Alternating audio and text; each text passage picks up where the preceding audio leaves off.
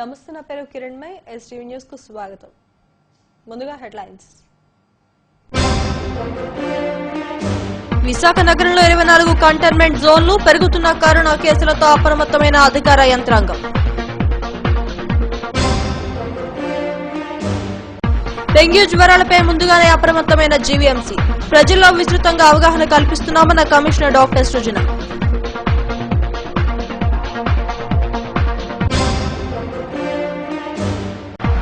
దివ్య హత్య కేసులో చురుగ్గా దర్యాప్తు. గుండు గీసి కనుబొమ్మలు కత్తిరించి హత్య చేసిన వారి కోసం గాలింపు.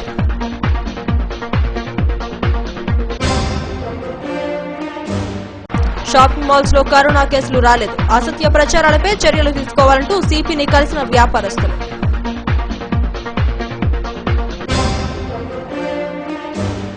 విశాఖలో కరోనా కోరలు చేస్తోంది. రోజు రోజుకి కేసుల సంఖ్య పెరుగుతూ వస్తోంది. నగరంలో ఇప్పటికే 24 కంటైన్మెంట్లలో కొనసాగుతున్నాయి. తాజాగా జగదాంబ సెంటర్ పూర్ణ మార్కెట్ లో కొత్త కేసులు రావడంతో సర్వత్రా ఆందోళన నెలకొంటోంది.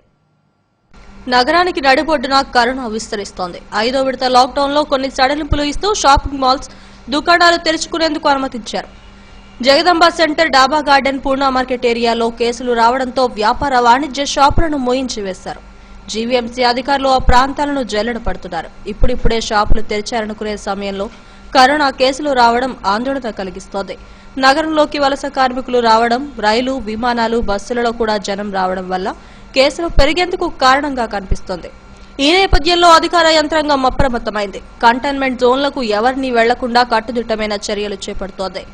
నగరంలో ఒక్కసారిగా కేసులు 10 సంఖ్యలో పెరగడం ఆందోళన కలిగిస్తోంది. ఓవైపు వర్షాలు కురుస్తున్నాయి, మరోవైపు మురికివాడలో పారిశుద్ధ్యం మరింత దయనీయంగా మారుతోంది. ఇలాంటి సమయంలోనే కరోనా మరింతగా విజృంభిస్తోంది. ఈ 2 నెలలు ప్రజలు అప్రమత్తంగా ఉండాలని అధికారులు హెచ్చరిస్తున్నారు.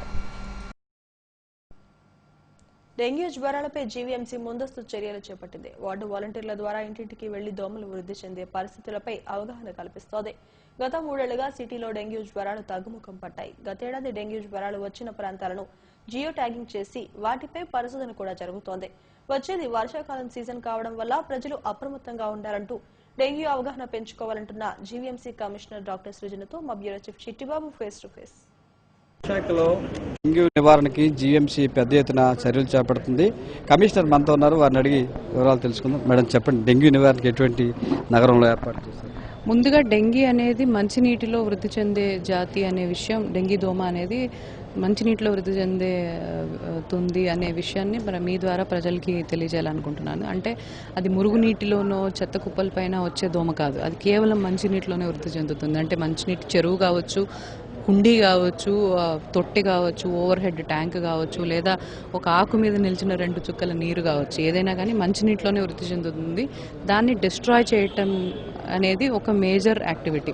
అంటే మంచినీటిలో వృద్ధి చెందుతున్న స్టేజ్లోనే నాశనం చేసి అరికట్టడం అనేది మన మేజర్ యాక్టివిటీగా తీసుకోబోతున్నాము. అందులో భాగంగానే ప్రజలకు అసలు మంచినీటి అంటే ఏమిటి, అది నిల్వ ఉండే ప్రదేశాలు అంటే ఏమిటి అనేది విజువల్గా చూపించడం కోసం ఈరోజు ఇక్కడ డెమాన్స్ట్రేషన్ ఏర్పాటు చేయడం జరిగింది. అంటే రోజువారీ మన దైనందిన జీవితాల్లో ఉండే ప్రదేశాలు అయినప్పటికీ మనం అది ఆ దృష్టితో చూస్తే తప్ప తెలియదు అనే ఉద్దేశంతో, అంటే అది మనం రోజు వాడే రోల్ ఉండొచ్చు, లేదా మనం వాడి పారేసి మన ఇంట్లోనే చుట్టూ ఎక్కడో పడిపోయిన కొబ్బరి చెప్పు ఉండొచ్చు, లేదా ఒక చిన్న గ్లాస్ ఉండొచ్చు, ఆకు ఉండొచ్చు, లేదా మనం పెంచుకుంటున్న మనీ ప్లాంట్ ఉండొచ్చు, లేదా మన అలంకారం కోసం పెట్టుకున్న పూల అలంకారం ఉండొచ్చు, కుండీ ఉండొచ్చు, లేదా మనం రోజు వాడే ఫ్రిడ్జ్ అయినా ఉండొచ్చు.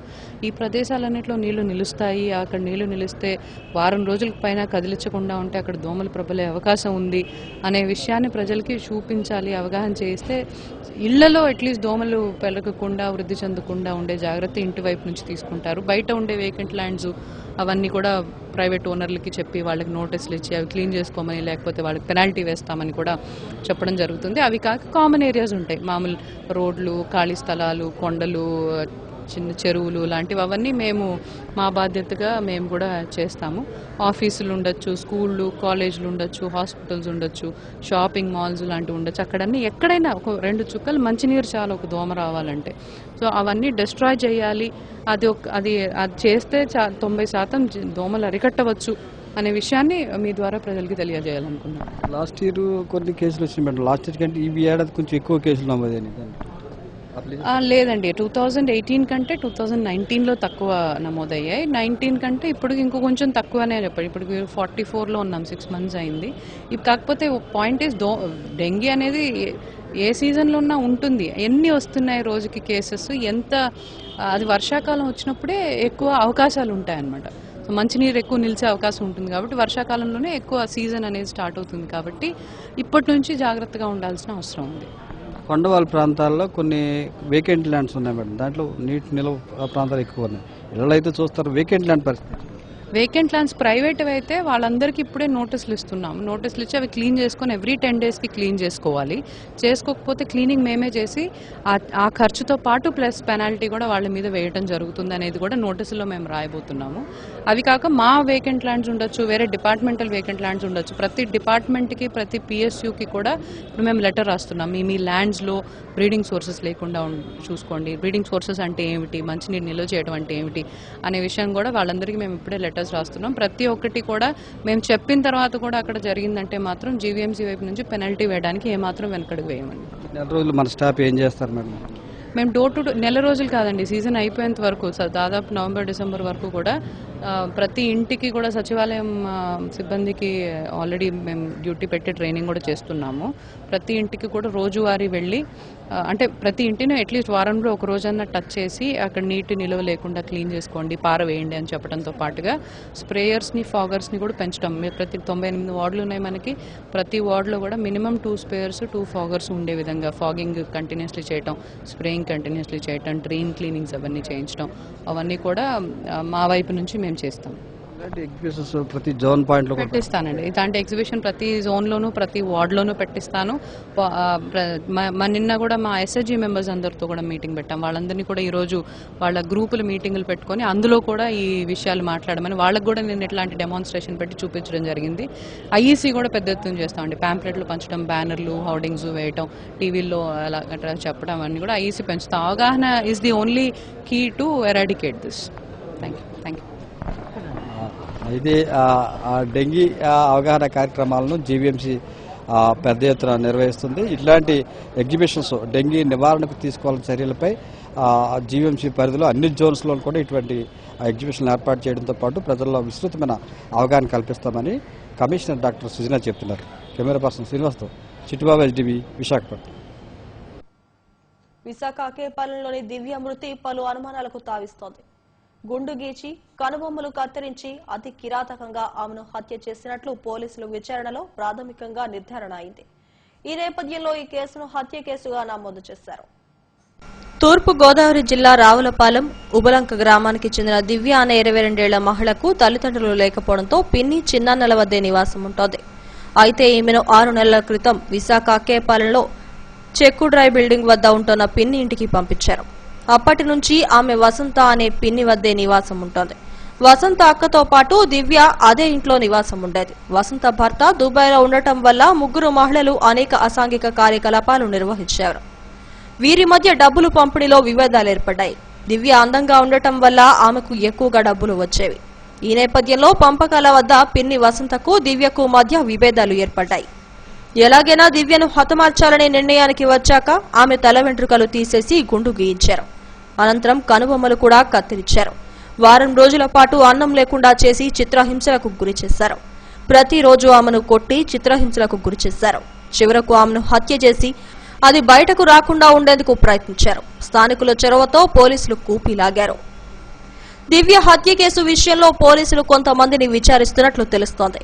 పిన్ని వసంతతో పాటు ఆమె అక్క సహకరించిన మరో వ్యక్తిని పోలీసులు విచారిస్తున్నట్లు సమాచారం. కేసును అన్ని కోణాల్లో నుంచి దర్యాప్తు చేపట్టారు. షాపింగ్ మాల్స్ లో కరోనా కేసులు వస్తున్నాయంటూ చేస్తున్న అసత్య ప్రచారాలపై చర్యలు తీసుకోవాలని కోరుతూ షాపింగ్ మాల్స్ అధినేతలు CPRK మీనాకు ఫిర్యాదు చేశారు. ఈ మేరకు ఈయన కలిసి వినతి పత్రాన్ని సమర్పించారు. ఇటీవల 5వ విడత లాక్డౌన్ లో నిబంధనలతో కూడిన అనుమతులు ఇచ్చారని నిర్వాహకులు తెలిపారు. అయితే జగదాంబ చుట్టుపక్కల ప్రాంతాలలో కరోనా కేసులు రావడం వల్ల షాపింగ్ మాల్స్ ను ముయించి వేశారని, షాపింగ్ మాల్స్ లో ఈ సిబ్బందికి ఎక్కడా కరోనా కేసులు రాలేదని south India shopping mall manager Naveen Kumar తెలిపారు. సోషల్ మీడియాలో వస్తున్న అసత్య ప్రచారాలపై చర్యలు తీసుకోవాలని కోరుతూ CPRK మీనాను కలిసి వినతి పత్రాన్ని సమర్పించినట్లు తెలిపారు.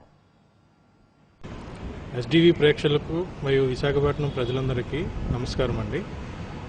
గత 2 రోజులుగా జీవీఎంసీ వాళ్ళు జగదాంబ సెంటర్లో ఉన్న దండు బజార్లో ఎక్కువ కరోనా కేసులు పెరుగుతుండడంతో ముందు జాగ్రత్త దృష్టిగా ఇక్కడ ఉన్న షాపింగ్ మాల్స్ కానీ ప్రతి వ్యాపార సంస్థలన్నింటినీ మూసివేయించారు. అందులో భాగంగానే మా షాపింగ్ మాల్స్ అన్ని కూడా మూయించడం జరిగినది. అనుకోకుండా నిన్న మార్కెట్లో అందరూ దుష్ప్రచారం జరుగుతుంది ఏమనగా ఈ షాపింగ్ మాల్స్లో పనిచేసే వాళ్ళకి కరోనా కేసులు వచ్చినాయనో లేదంటే కస్టమర్లకు వచ్చడం వల్ల ఈ షాపింగ్ మాల్స్ అని మూయించడం జరిగిందని చెప్తున్నారు. అది వాస్తవం కాదండి. వాస్తవం అయితే జీవీఎంసీ వాళ్ళు ముందు జాగ్రత్త చర్యగా తీసుకున్న చర్యల్లో భాగంగానే ప్రతి వ్యాపార సంస్థని చిన్న పెద్ద అన్ని షాపులను మూయించడం జరిగింది. ప్రజలందరూ దీన్ని గమనించి భయభ్రాంతులు గురి కావద్దని కోరుకుంటున్నాం. జనాలు షాపింగ్ మాల్స్ ఓపెన్ చేసినా కానీ మన సెంట్రల్ గవర్నమెంట్ కానీ స్టేట్ గవర్నమెంట్ ఇచ్చిన జాగ్రత్తలన్నీ పాటిస్తున్నామండి. కస్టమర్ లోపలికి ఎంటర్ అయిన దగ్గర నుంచి శానిటైజర్ కానివ్వండి, వాళ్ళ థర్మల్ స్క్రీనింగ్ కానివ్వండి, వాళ్ళ వివరాలన్నీ కూడా ఎంతమంది వస్తే ఎంతమంది వివరాలు రోజు రికార్డ్ చేస్తున్నాం. అదేవిధంగా స్టాఫ్ కూడా వాళ్ళు ఏ ప్రాంతం నుంచి వస్తున్నారు, రెడ్ జోన్ నుంచి అయితే వాళ్ళు రావద్దని చెప్తున్నాను.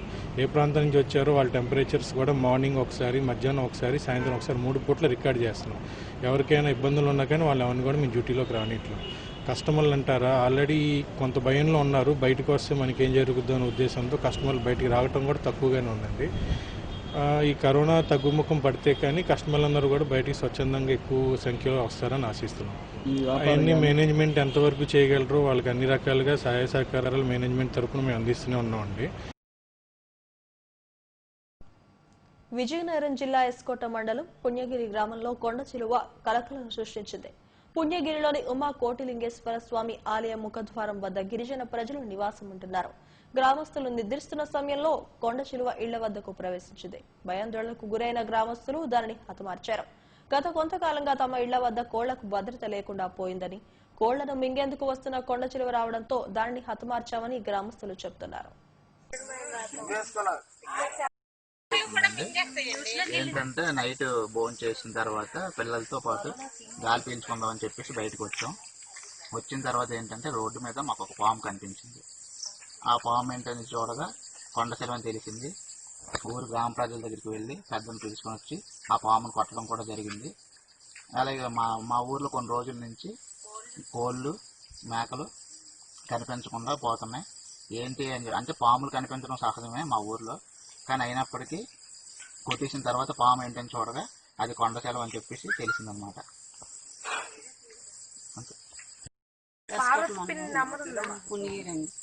పుణ్యగిరి గ్రామం మాది. చాలా చెట్లు కూడా ఇలా పాములు కనిపిస్తూనే ఉన్నాయండి. 2-3 చెట్లు కోళ్ళు కూడా పెట్టేయండి. ఇంటికాడ ఎవరు కూడా మధ్యలో కూడా మగవాళ్ళు ఉండరండి. ఎవరు మట్టుగా. పర్యావరణ పరిరక్షణ దినోత్సవం నాడు శాంతియుతంగా నిరసన చేపడితే అరెస్టులు చేయడం దారుణమని సిఐటియు నాయకులు అప్పలరాజు మండిపడ్డారు. ఈ మేరకు పెందుర్తిగూడలో నిరసన చేపట్టారు. ఎల్జీ పాలిమర్స్ కంపెనీ వల్ల వివిధ ప్రాంతాల ప్రజలు ఇప్పటికే భయాందోళనలో ఉన్నారని ఆందోళన వ్యక్తం చేశారు. తక్షణమే ఆ కంపెనీని జనావాసాలకు దూరంగా తరలించాలని డిమాండ్ చేశారు. సిపిఎం నాయకులు, కార్యకర్తలు పాల్గొన్నారు.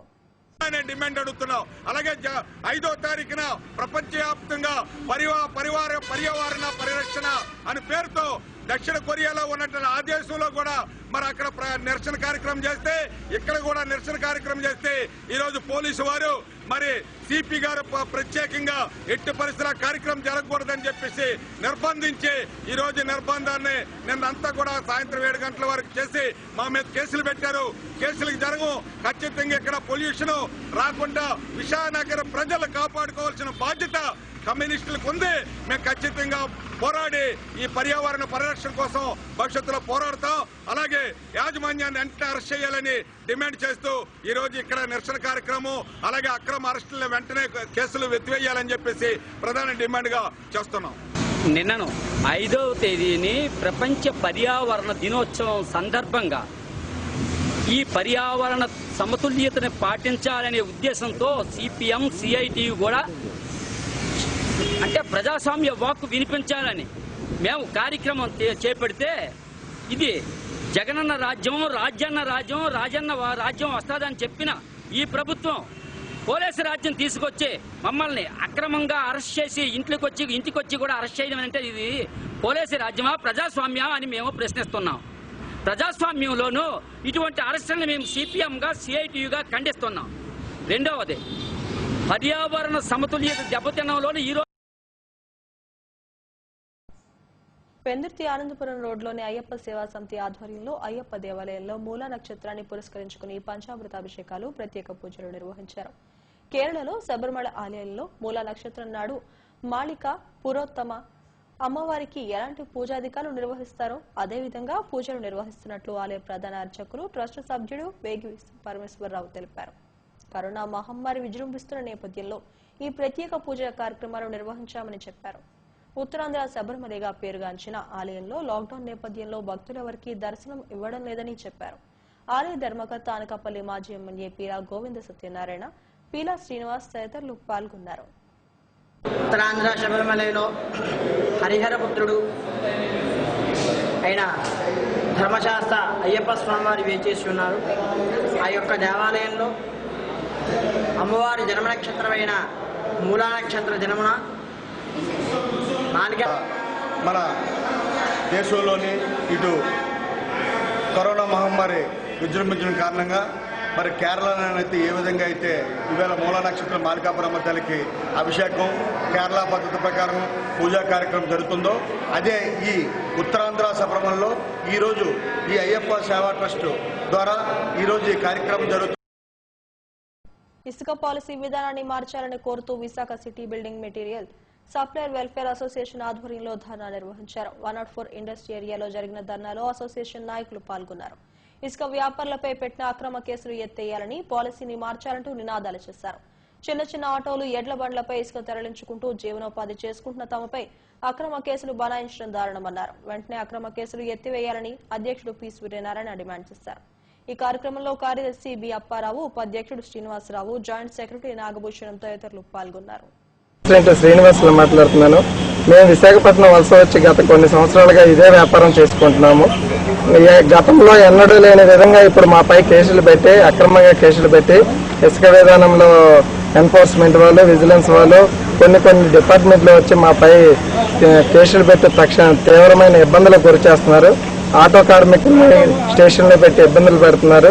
మాపై తక్షణమే కేసులు ఎత్తేయాలండి. పాత పాలసీ విధానం తక్షణమే తీసుకురావాలి సార్. ఇక్కడికి వెళ్ళినా ఇదే బాధండి. ఎవరు స్టాక్ పాయింట్కి వెళ్ళినా చాలా దారుణంగా ఉందండి. అందరూ కూడా ఇదే పరిస్థితి అండి. ఒక 100 టన్నులు బుక్ చేసుకోవడానికి బాగా ఉంది, ఒక 1000 టన్నులు బుక్ చేసుకోవడానికి బాగా ఉంది. ఒక లారీ ఇసుక తెచ్చి అమ్ముకున్నోడికి అక్రమంగా ఏదో ఇది ఒక బూత్ వ్యాపారంగా చూసినట్టుగా చూస్తానండి.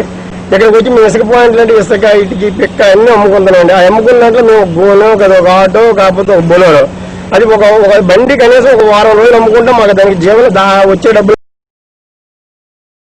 హెడ్లైన్స్ మరోసారి. విశాఖ నగరంలో 24 కంటైన్మెంట్ జోన్లు, పెరుగుతున్న కరోనా కేసులతో అప్రమత్తమైన అధికార యంత్రాంగం. డెంగ్యూ జ్వరాలపై ముందుగానే అప్రమత్తమైన జీవీఎంసీ, ప్రజల్లో విస్తృతంగా అవగాహన కల్పిస్తున్నామన్న కమిషనర్ డాక్టర్ సృజన.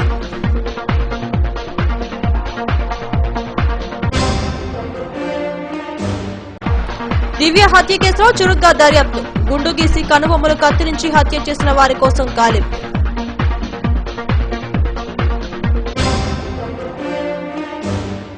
షాపింగ్ మాల్స్ లో కరోనా కేసులు రాలేదు, అసత్య ప్రచారాలపై చర్యలు తీసుకోవాలంటూ సిపిని కలిసిన వ్యాపారస్తులు.